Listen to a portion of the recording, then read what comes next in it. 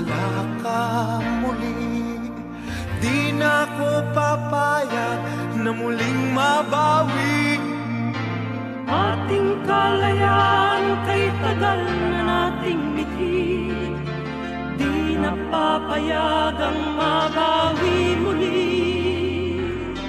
Magkakapit-pisig, libu-libong tao, kay sarap pala maging Pilipino.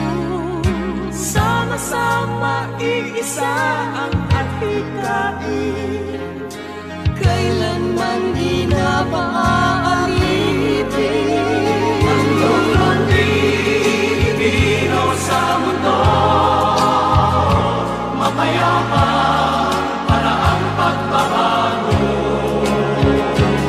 Katotohanan. Yellow symbolism.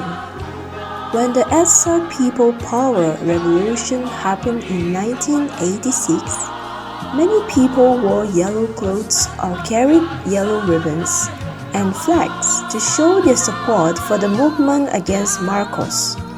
Yellow symbolized the desire for freedom, democracy, and the hope for a better future for the country. Even today, the color yellow is still remembered as a symbol of the peaceful revolution that changed the course of Philippine history.